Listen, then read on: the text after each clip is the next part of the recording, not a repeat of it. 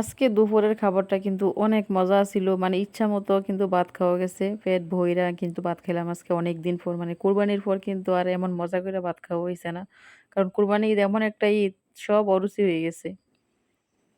জাতীয় মাছ যদি ইলিশ না হইয়া পাঙ্গাস হইতো তাহলে মোটামুটি সবাই পাঙ্গাস মাছ কিনা খাইতে পারতো। ইলিশ হয়ে কিন্তু অনেক ঝামেলা হয়েছে। আমাদের আশপাশে কিন্তু অনেক মানুষ আছে যারা ইলিশ মাছ 12 বছর একবারও খাইতে পারে না। কারো কারো কাছে কিন্তু ইলিশ মাছ সোনার হরিণের মতো, স্বাদ থাকলেও সাধ্য নাই কিনা খাওয়ার। ইলিশ মাছটা কিন্তু এখন অনেক দাম। তো আজকে আমরা দুপুরে খামু হইলো ইলিশ ভাজা, তারপরে হলো চিংড়ি মাছ দিয়ে করলা ভাজি। আমার জামাই কইছিল আজকে দুপুরবেলা আলু ভর্তা, তারপরে মসুরের ডাল, তারপরে ইলিশ ভাজা। তো মসুরের ডালটা আসলে আমার বাসায় তেমন একটা কেউ খাইতে চায় না, মানে অল্প খায় আর কি। আমার ছোট মেয়েটা আর ছেলেটা একটু খায়, আর অন্য কেউ মানে একটু একটু খায়। তারপরে হলো পরে কিন্তু নষ্ট হয়ে ডাল ফালানি যায়। তো আমরা আসলে কম মানুষ, তো বেশি রান্না করলে তেমন একটা খাওয়া হয় না। তো বেশি না রান্না করলে আবার ভালোও লাগে না, দুই তিনটা না থাকলে একটা দিয়ে খাইতে ভালো লাগে না। তো এই কারণে আজকে ভাবলাম ডালটা বাদ দিয়ে দেই। ডালটা বাদ দিয়ে তারপরে হলো ইলিশ ভাজা, করলা ভাজি, তারপরে হলো গিয়ে মাছের লেজ ভর্তা, আলু ভর্তা, এই দিয়ে আজকে আমরা ভাত খামো। তো এই সমস্ত খাবারটি কিন্তু আসলে অনেক মজার, ইচ্ছা মতো ভাত খাওয়া যায়, পেট ভরে কিন্তু ভাত খাওয়া যায় এরকম খাওয়া হইলে। তো এখন হলো মাছটি কেটে নিতেছি। আমার জামাই মাছ আনছিল, ইলিশ মাছ। মাছটি আবার বড় বড় আসছিল, মাছের একটার মধ্যে ডিম হয়েছে আর একটার মধ্যে ডিম হয়েছে না। তো মাছটি আমি কাইটা ধুয়ে নিয়ে এলাম, এখন হলো মাছটি ভাজা নেবো।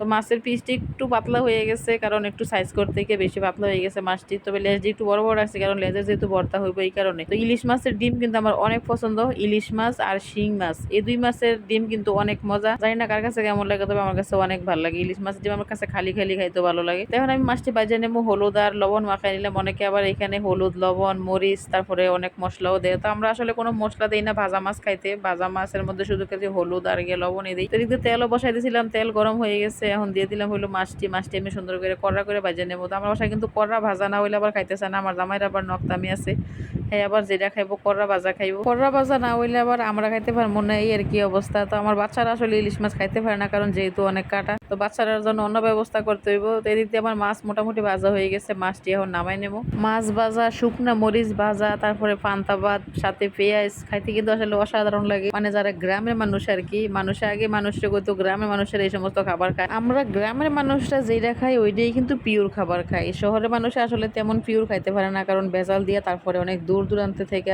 নিয়ে তারপরে শহরে বেচে। তো আমরা আসলে তেমন ভেজাল খাবার খাই না, আমরা একেবারে পিওর খাই। আমরা গাছ থেকে পায়রা খাই, তারপরে সবজি হলো ক্ষেত থেকে উঠাইয়া খাই এর কি। তারপরেও শহরের মানুষ আমরা গাইয়া কয়, আমরা নাকি গাইয়া, আমরা গাইয়ারা আছি বলেই কিন্তু শহর টিকে আছে। এখন কিন্তু আমার সব বাজার শেষ, লেজও বাজার শেষ, তারপরে ডিমও বাজার শেষ, উড়ে নিলাম। তো এখন আমি যে ভাজা তেলটা ছিল, মাছ ভাজার তেলটা, ওইটার মধ্যে আমি করলা ভাজি করবো। তো ইলিশ মাছের তেল দিয়ে কিন্তু মানে যে কোনো জিনিস ভাজি করলে একটা গ্রান কয় অনেক ভালো লাগে খাইতে। তো এই কারণে আমি তেলটা দিয়ে দিলাম, দিয়ে তারপরে দিয়ে দিলাম কয়েকটা রসুন কুচি, তারপরে দিলাম পেঁয়াজ দিয়ে তারপরে হইলো দিয়ে দিলাম চিংড়ি মাছ। তো চিংড়ি মাছ দিয়ে কিন্তু যে কোনো জিনিস ভাজি করলে অনেক মজা লাগে, বিশেষ করে করলা ভাজিটা। তো একটু চিংড়ি মাছ দিয়ে দিলাম, চিংড়ি মাছ দিয়ে তারপরে মরিচ টরিচ দিয়ে, পেঁয়াজ আমি একটু বেশিই দিলাম, কারণ করলা ভাজির মধ্যে অনেক পেঁয়াজ দিতে হয়। রসুনটা দিলে একটু তিতা কম মনে হয় আর কি। তখন আমি করলা কাটে নিয়েছিলাম, এখানে 2টা করলা ছিল বাসায়, ফ্রিজ খুঁজে গিয়ে দিয়ে 2টা করলা পাওয়া গেছে। তো 2টা করলা কাটে নিলাম, কাটা তারপরে এখন করলাটি দিয়ে দিলাম। তো করলা আর পেঁয়াজ আমি প্রায় সময় একসাথেই দিই। তো আজকে একটু ভাজার মধ্যে দিয়ে দিলাম, যেহেতু চিংড়ি মাছ দিচ্ছি। হালকা একটু হলুদও দিয়ে দিছিলাম, কারণ হলুদ না দিলে আবার চিংড়ি মাছটি কালার হইতো না। তো এই কারণে একটু হলুদ দিয়ে দিছিলাম, দিয়ে তারপরে এখন নাড়াচাড়া দিয়ে দিলাম। আমার বাসায় কিন্তু করলা ভাজি করলে একটু কড়া কড়া করে ভাজি করতে হয়। মানে আমার জামাই সবসময় কয় হ্যাঁ নাকি, মানে অফিসে কোনো মিটিং হইলে করলা ভাজি খায়, অনেক করলা ভাজা, মানে ডুবা তেলে করলা ভাজি করে আর কি। আমারই কিন্তু প্রায় সময় কয় ডুবা তেলে করলা ভাজি করে। তো ডুবা তেলে করলা ভাজি করলে কিন্তু তেল রাতিতে হয়ে যাবো, অন্য কাজে লাগানো যেত না। তো এই কারণে আমি বিশেষ করে করি না, আমি এভাবে ফ্রাই প্যানের মধ্যে আস্তে আস্তে একটু কড়া করে ভাজি করে দিই। তো আমার মেয়ে কিন্তু ওই দিক দিয়ে আবার